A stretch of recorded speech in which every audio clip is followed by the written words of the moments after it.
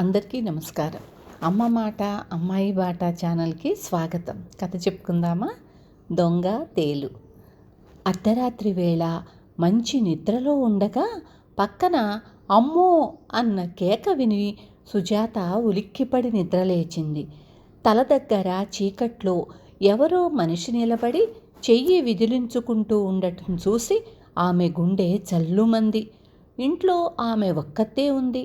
తండ్రి పొరుగుళ్ళో ఏదో సంబంధం ఉన్నదని తెలిసి ఆ సంగతి విచారించడానికి వెళ్ళాడు. వెళ్లే ముందు పని మనిషిని కూతురుకు తోడుగా ఉండమని చెప్పాడు. అయితే అనుకోకుండా దాని భర్తకు జబ్బు చేసి అది ఇంటికి వెళ్ళిపోయింది. సుజాతకు ఒంటరిగా ఉండక తప్పలేదు. ఎవడో దొంగ వంటగది పైపెంకులు తొలగించి ఇంట్లో ప్రవేశించాడు.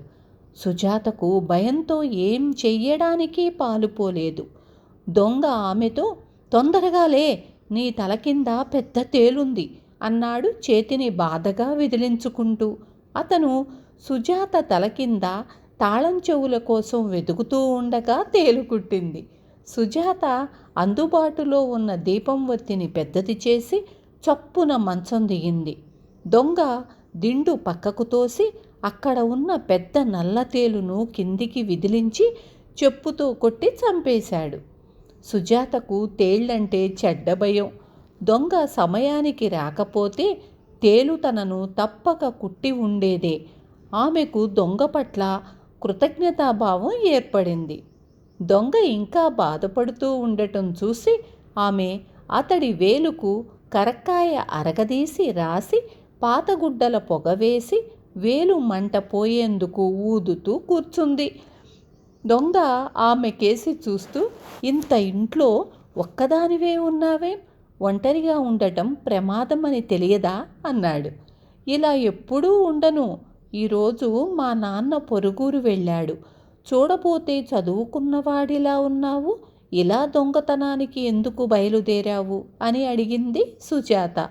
దొంగ దిగులుగా ముఖం పెట్టి, అంతా చెబుతాను. నా పేరు మురళి.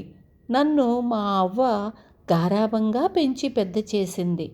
అవ్వ మురిపెం వల్ల నాకు చదువు అంతగా అబ్బలేదు. చెడు స్నేహాల కారణంగా అవ్వ పెట్టిలోంచి చిల్లర డబ్బులు దొంగిలించేవాడిని. ఆ మధ్య అవ్వ పోయింది. మా ఊరు నుంచి ఈ పట్నం వచ్చాను. ఇక్కడ ఎంత ప్రయత్నించినా నాకు పని దొరకలేదు. 3 రోజులు పస్తులుండి చివరకు ఈ దొంగతనానికి దిగాను అన్నాడు. సుజాత అతడి స్థితికి జాలిపడింది. ఇంట్లో ఉన్న పళ్ళు తినమని ఇచ్చింది. తెల్లవారేదాకా బాధ కలగకుండా అతడికి కబుర్లు చెబుతూ కూర్చుంది. మురళి మంచి అందగాడు. కానీ అతడి దొంగ బుద్ధి ఆమెకు కంపరం కలిగిస్తున్నది. ఉదయాన్నే మా నాన్న వస్తాడు. నిన్ను ఆయనకు మా స్నేహితురాలి అన్నగా పరిచయం చేస్తాను. నిరుద్యోగివని, ఏదైనా ఉద్యోగం ఇప్పించమని చెబుతాను. దొరికిన పనేదో చేస్తూ సుఖంగా కాలం గడపడానికి నీకు అభ్యంతరం ఉండదనుకుంటాను అన్నది సుజాత. మురళి సంతోషంగా తలాడించి సుజాత తండ్రి రాకముందే వంటగది కప్పు పెంకులు సర్దేశాడు. బారెడు పొద్దెక్కాక సుజాత తండ్రి తిరిగి వచ్చాడు. తండ్రి ముఖం చూస్తూనే వెళ్ళిన సంబంధం కుదరలేదని సుజాత గ్రహించింది. ఆమె తండ్రికి మురళిని తన స్నేహితురాలి అన్నగా పరిచయం చేసి ఉద్యోగం కోసం పట్నం వచ్చాడట అన్నది. సుజాత తండ్రి మాటల ధోరణిలో మురళిని రకరకాల ప్రశ్నలు అడిగి చూశాడు. మురళి జవాబులు, అతడు వినయంగా ప్రవర్తించిన తీరు ఆయనకు బాగా నచ్చాయి. అప్పటికే సంవత్సరం నుంచి కూతురు పెళ్లి కోసం ఎన్నో ఊళ్ళు తిరిగి విసిగిపోయి ఉన్న అతడికి మురళినే తన ఇంటి అల్లుడుగా చేసుకుంటే బావుండును కదా అనిపించింది. సుజాత తండ్రి కూతురును ఒంటరిగా చూసి, అమ్మా, ఈ అబ్బాయి నీ స్నేహితురాలి అన్న అంటున్నావు, మనిషి బావున్నాడు, మాట తీరు చూస్తుంటే చాలా సాధువులా ఉన్నాడు. ఇలాంటి వాడికి ఏదైనా ఉద్యోగం ఇప్పించటం కష్టం కాదు. నాకు నచ్చాడు. నీకు నచ్చేటట్లుంటే మీ ఇద్దరికీ వివాహం చేసేస్తాను అన్నాడు. సుజాత తండ్రికి ఎటూ తేల్చి చెప్పకుండా తొందరేముంది నాన్న అని ఊరుకుంది. ఆమెకు మురళి మీద ఇంకా పూర్తి నమ్మకం కలగలేదు. అతడు పెరిగిన వాతావరణం, చెడ్డ స్నేహితుల ప్రభావం అంత త్వరగా వదిలేవి కాదని ఆమె అనుకుంది. ఆ సాయంత్రం మురళికి తమ తోట అంతా తిప్పి చూపింది. చీకటి పడి ఇల్లు చేరాక ఒక పెట్టెలో ఉన్న నగలు అతడికి చూపించి, ఇవి మా అమ్మవి, మా ఇంట్లో ఇంతకన్నా విలువైనవి మరేం లేవు అంది. ఆ రాత్రి మురళికి మరి నిద్ర పట్టలేదు. అతని కళ్ళ ముందు సుజాత చూపించిన నగలు తళుక్కుమన్నాయి.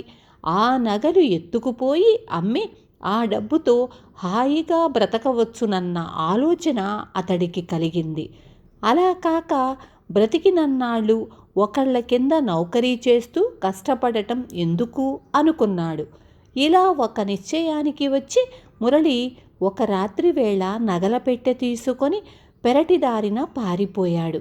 అతడు కొంత దూరం వెళ్ళి నగల పెట్టెను దగ్గర ఉంచుకోవడం ప్రమాదం అని భావించి నగలు మాత్రం తీసుకుందామని పెట్టె తెరిచి ఉలిక్కిపడ్డాడు. నగల మధ్య నల్లతేలు ఉంది. తేలు మళ్ళీ ఎక్కడ కుడుతుందో అన్న భయంతో అతడు నగల పెట్టెను చప్పున జారవిడిచాడు. నగలతో పాటు కింద పడిన తేలు కదలలేదు.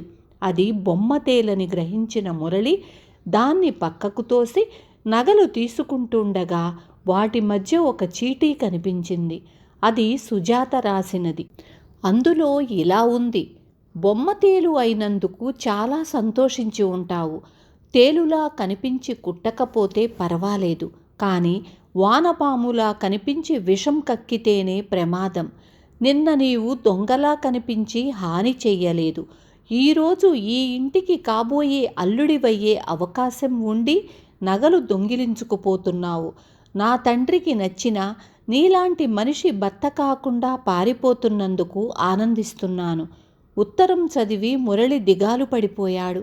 సుజాతను పెళ్ళాడి హాయిగా ఉద్యోగం చేసుకుంటూ సుఖంగా బ్రతకవలసిన తను ఇలా దొంగలా జీవించతలచినందుకు అసహ్యపడ్డాడు.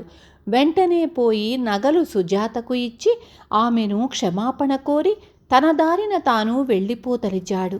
మురళి తిరిగి ఇంటిలోకి వస్తుండగా మంచినీళ్ల కోసం వంటగదిలోకి వచ్చిన సుజాత తండ్రి అతన్ని చూసి అనుమానంగా, ఇంత రాత్రివేళ నగలపెట్టె తీసుకొని ఎక్కడికి వెళ్ళావు అని అడిగాడు.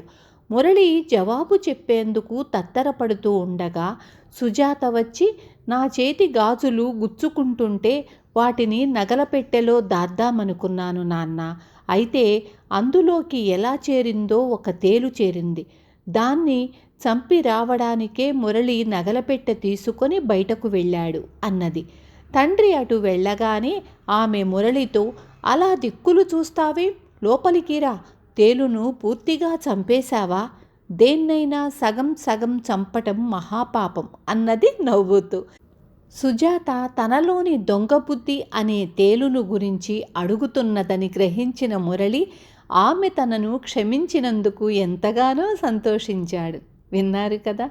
రేపు మళ్ళీ ఇంకొక మంచి కథతో మీ ముందుకొస్తాను.